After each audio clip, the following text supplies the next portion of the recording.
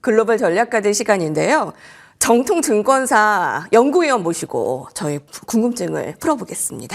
이경수 하나증권 수석연구위원 나오셨습니다. 위원님 어서 오세요. 네, 안녕하세요. 네, 실존 퀀트로 보는 국내 증시 눈여겨봐 주시죠, 여러분. 자, 최근에 미국의 경제 지표가 아쉽습니다. 트럼프 2기 출범 후에 경기 둔화 우려감이 뉴욕 증시를 누르고 있고요. 관세까지 복병입니다. 일단은 미국 증시가 많이 급락을 했죠. 나스닥 기준으로 상당히 많이 하락을 했는데 이제 관세에 대한 우려가 상당히 부각이 됐다. 그러니까 관세 우려가 있는 상황에서 지금 이제 예전에는 이제 관세가 되면 인플레이션을 걱정을 했잖아요. 근데 지금 상황에서는 우리가 관세가 되면 글로벌 기업들의 어떤 이제 경기라든지 실적이 좋지가 않기 때문에 오히려 디플레이션에 대한 우려가 반영이 되는 측면이 있는 것 같습니다. 그리고 이 트럼프 대통령이 이제 관세 정책에 대한 어떤 어떤 고집이 상당히 세죠. 이 미국 같은 기업은, 미국 같은 이 국가는 사실 이제 독재 국가가 아니죠. 그래서, 어떤, 이제 의견이 나오더라도 그 의견을 이제 반박할 수 있는 여러 가지 의견이 있을 겁니다. 그래서 어떻게 보면 이 관세 정책에 투자자들이 조금 불만을 갖고 혹은 이거에 대한 어떤 의구심을 좀 많이 가지고 있는 환경이 아닌가 이렇게 생각이 듭니다. 그러면서 GDP라든지 신규 실업 청구 건수 뭐 이런 상황, 이런 것들이 좀 좋지 않게 나오다 보니까 전체적으로 이런 어떤 심리가 상당히 좀 불안한 상황이 있다. 그리고 무엇보다도 미국 실적, 미국 기업들의 어떤 실적 자체가 사실은 이제 미국 이제 반도체 기업 기준으로 보면 작년에 매출 증가율이 한 70% 정도 됐습니다. 예. 올해 예상치는 한 15% 정도예요. 사실은 우리 이제 지수의 어떤 기울기는 모멘텀의 기울기와 같습니다. 그래서 증가율 기울기와 같기 때문에 어느 정도 작년만큼의 어떤 임팩트가 기대하기는 좀 어려울 수도 있겠다. 추가적으로 새로운 기술이라든지 실적이 턴어라운드에 대한 추가적인 상향 조정 이런 것들은 분명히 나타날 수 있습니다. 그렇지만 지금 상황에서는 약간 이제 기존의 어떤 이제 급등 그런 것들이 좀 키 맞추기 되는 그런 상황이 아닌가 이렇게 생각이 들고요. 그리고 이제 트럼프의 관세 정책 측면에서 반대편이 있었던 뭐 금융이라든지 이제 원유 기업들 이런 쪽이 이제 상당히 좀 아웃퍼폼 했거든요. 그런 측면을 좀 어떻게 보면 고르게 우리가 포트폴리오를 좀 가져가야 되는 상황이 아닌가 이렇게 생각이 들고 있고요. 그래서 어찌됐건 이 관세 정책에 대한 어떤 우려가 디플레이션에 대한 우려로 이제 변질이 된다. 인플레이션이 아니고 디플레이션에 대한 우려가 증폭이 된 상황이고 투자자들의 의구심이 많은 상황이다. 그리고 미국 IT 기업들의 이 그로스가 올해 좀 둔화된다. 실적 상향 조정 계속 진행이 됩니다. 그렇지만 전체적인 그로스가 좀 둔화된다는 것을 우리가 심리적으로 어느 정도 좀 가늠을 해야 되는 상황이 아닌가 이렇게 생각이 듭니다. 그렇군요. 여러분 뉴욕 증시가 지난해에 이제 워낙 많이 올랐기 때문에 이제 덜 오른 국가들과의 키 맞추기. 네, 이렇게 좀 볼 수 있겠고요. 이제 트럼프 취임 이후에 좀 궁금증이 증폭되는 부분이 지금 증권에서 지금 증시에서 좀 반영이 되는 것 같습니다. 자, 그럼 한 가지씩 더 국내로 좀 살펴보도록 할게요. 너무 많은 그 너튜브에 검증되지 않은 그런 출연자들과 쏟아지는 정보들이 많습니다. 정통증권사 하나증권 퀀트전략실에서는 어떻게 시장을 보나 궁금합니다. 자, 공매도가 이제 3월 31일에 재개가 됩니다. 그래서 지금 증권사 하나증권에서는 공매도 재개 후에 시장과 스타일 영향 전망을 좀 집중 분석 보고서를 내놓으셨는데요. 어떻게 보십니까? 공매도가 다시 재개가 되면 사실은 극단적으로 되는 측면이 있습니다.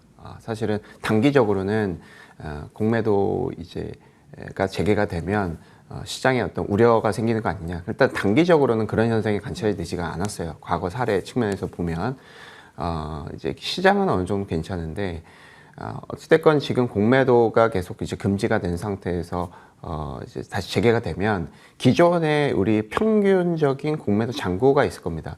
지금 이제 공매도가 금지된 상태이기 때문에 지금 공매도 잔고는 한 3조, 4조 원까지도 많이 떨어져 있는 상태입니다. 근데 평균적인 공매도의 평균 그 잔고 금액이 한 11조에서 12조 정도가 됩니다. 그리고 2011년도에도 공매도 잔고가 재개가 된 이후에 4조에서 12조까지 거의 1년 동안 계속 늘어났던 측면이 있습니다.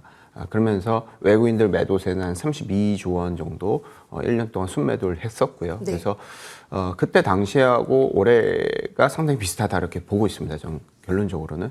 왜냐하면 그때 당시에도 한국의 기업이익 실적이 이제 하향 조정이 되는 과정이었고 그런 상황에서 공매도가 재개가 됐고 그런 상황에서 이제 대만 IT 기업과 한국 IT 기업의 어떤 그 롱숏이 상당히 좀 많이 부각이 됐다.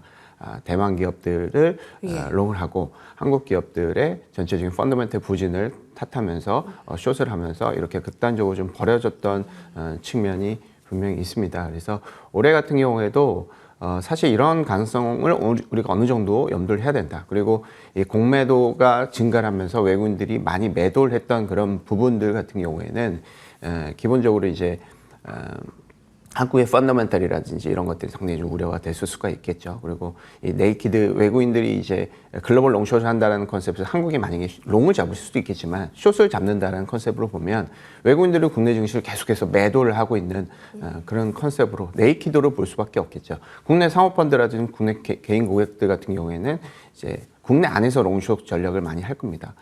그런 측면에서 봤을 때는 저희가 이제 공매도가 다시 재개가 된다라는 측면은 현재 펀더멘털 부진이라든지 이런 것들을 지금 감안을 했을 때는 조금 안 좋은 환경이 아니겠느냐. 그리고 과거 사례 측면에서 공매도 잔고가 평균적으로 올라가는 그런 측면이 있고 그 평균 수준을 저는 10조에서 11조 이 정도로 보고 있기 때문에 지금 현재 공매도 4조 원 정도는 너무 낮다. 그래서 공매도가 증가하고 있는 그런 과정에서는 기본적으로 우리가 주가가 너무 많이 과열된 종목군들이라든지 이제 고 PER, 고 PBR 상당히 좀 비싼 종목군들이라든지 이런 컨셉의 이제 모멘텀 전략에서 약간 이제 로테이션 전략으로 단기적으로 좀 바뀔 수는 있겠다. 그렇지만 좀 전에도 저희가 말씀드렸다시피 외국인들이 공매도 잔고를 쌓는 첫 번째 투자 주체라고 본다라고 했을 때 외국인들 같은 경우는 대형주 위주로 많이 매도를 하겠죠. 그러면서 중소형주에는 항상 기회가 있었다라는 측면. 과거에도 이제 공매도가 증가를 했을 때 중소형주가 아웃퍼폼했던 것이 상당히 확연히 관찰이 되고 있고요. 이것은 뭐 어떻게 보면 당연하겠죠. 대형주가 이제 안 좋은 상황에서 우리 투자자들은 이것을 만회하기 위해서 오히려 외국인들이 매도를 하면 오히려 우리 똑같이 지수를 해치를 하고 숏을 하고 이것을 수익률을 만회할 수 있는 중소형주로 우리가 수익을 많이 이제 창출을 할 수 있는 그런 기대감을 갖는다는 것이죠. 그래서 일단은 공매도의 잔고에 공매도가 다시 재개가 된다는 것은 중소형주한테는 무조건 이득이다. 그렇지만 중소형주에서 비싼 종목은 아니다. 과열된 종목은 아니고 어느 정도 로테이션 컨셉으로 우리가 생각을 해볼 수가 있을 것 같습니다. 그래서 밸류에이션이 어느 정도 좀 된다거나 실적은 좋은데 조금 어느 정도 주가가 좀 눌려 있거나 반대로 뭐 실적보다는 이제 뭐 내러티브가 상당히 좀 발달을 해가지고 어떤 종목군들은 이제 실적보다는 이제 밸류에이션 리레이팅이 됐던 측면이 있는데 이런 것들이 어떻게 보면 공매도의 타겟이 될 수도 있겠다라는 측면으로 볼 수도 있습니다. 그래서 전체적인 한국의 펀더멘털이 부진하고 있다. 이러한 컨셉에서 저희는 좀 공매도 재개를 대형주 측면에서 약간 부진, 중소형주한테는 약간 기회 이런 식으로 좀 보고 있고요. 중소형주 안에서도 좀 전에 말씀드렸다시피 과열 종목군들은 로테이션이 되는 그런 가능성을 좀 보고 있습니다. 그 과거 사례를 보면 공매도 재개 이후에 시장은 오히려 상승한 부분도 있습니다. 하지만 저희 보고서를 한번 눈여겨보시면 과거 사례도 중요하지만 뭐 이번에 봤을 때는 뭐 그렇게 반갑게 맞이하지는 않은 상황입니다. 그도 그럴 것이 고평가된 고 PBR의 비싼 종목은 좀 주의하셔야 될 것 같고요. 그거 저희가 화면으로 준비했거든요. 그것도 한번 잠시 후에 좀 살펴주시고요. 네, 중소형주에게는 좀 이득이겠습니다. 다 좋은 건 아닙니다만, 네. 지금 눌려있는 종목이 조금 더 좋을 것 같습니다. 고평가된 종목보다. 한번 좀 타이밍 좀 봐주실래요? 일단은 타이밍이라고 하면 매수 타이밍을 말씀하시죠. 네, 그러니까 좀 조심해야 될 종목과 좀 눌려 있는 좀 좋은 종목이 될 수 있는 종목과. 일단은 이제 공매도 재개가 된 이후에는 기본적으로는 이제 단기적으로는 이제 방금 말씀드렸던 이제 고평가 종목군들이 조금 떨어지고 오히려 저평가 종목군들이 좀 올라가는 측면이 있었고, 과거에서 보면 뭐 대한전선이라든지 한전기술 2021년 5월 달에 공매도가 다시 재개가 된 이후고 이런 종목군들이 좀 많이 올랐던 측면이 있습니다. 이런 종목군들은 과거에 이제 공매도가 금지된 상태에서 오른 폭이 좀 적었던 그런 종목군들이고요.